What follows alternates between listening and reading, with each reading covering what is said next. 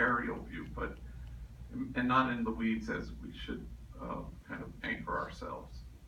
But what are we disrupting? We're disrupting this notion that it's possible that there are some folks who aren't our own, who don't belong to us. Mother Teresa diagnosed the world's ills correctly, I think, when she said that the problem is that we've forgotten that we belong to each other. And these are kind of untenable situations for ourselves as people. The guy who opened up fire because he had to carry clearly mental illness yesterday morning, he belongs to us. And so does Dylan Roof, who killed 8 people at Mother Emanuel Church. He belongs to us. Find me somebody who doesn't belong to us, who isn't our own.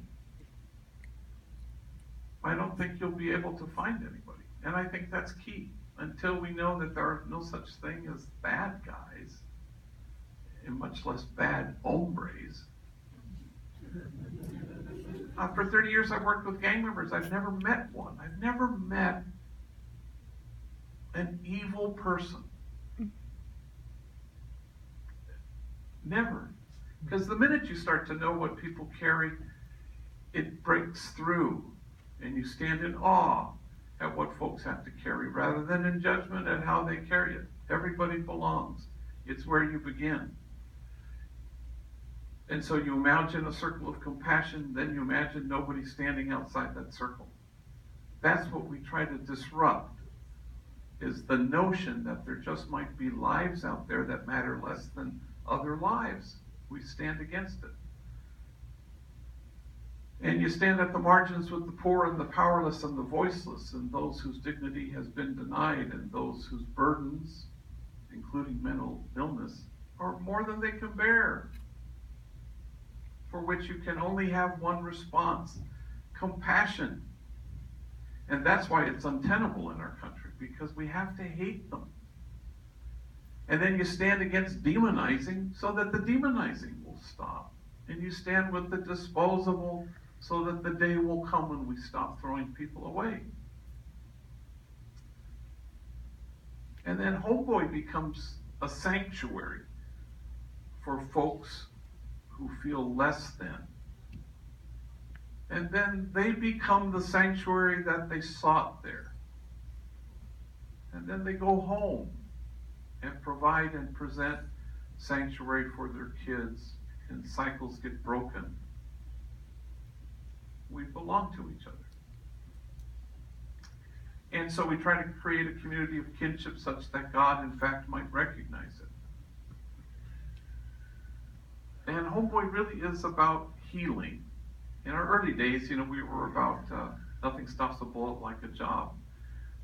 An educated inmate may or may not return to prison, or an employed one may or may not return to prison, but a healed gang member won't ever go back to prison, period. I would bet my whole life on that. And we have people like Miguel and Jose who are here, who are not just homeboys and been in prison a long time, but are leaders. They're the exact leaders that we were talking about earlier. But in the end, the invitation is to somehow acknowledge that we belong to each other. And so that we can say everybody is our own.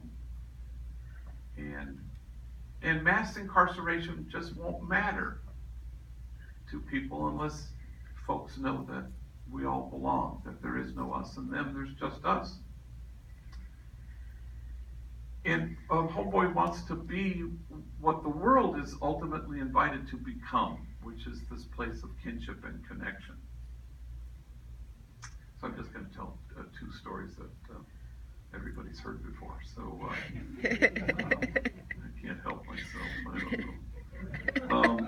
But there's a homie named Danny who I knew as a little kid, 13 years old, and he was a knucklehead. He was so into his gang and so into his vadio, and he was always putting in work for his neighborhood. And he once vowed to me, as I saw him in his where his homies kicked it in this alley. He said, I won't ever step foot in Homeboy Industries. But I got to know him, and and saw him when he was in juvenile hall and in probation camp and youth authority. Finally, he went to prison at 18, but only did 2 years. And we always say at Homeboy, because it's recovery essentially. It takes what it takes in recovery. The birth of a son, the death of a friend, a long stretch in prison. So it takes what it takes for people to kind of redirect their lives. And so Danny gets out after 2 years in prison, and his mother was dying of pancreatic cancer.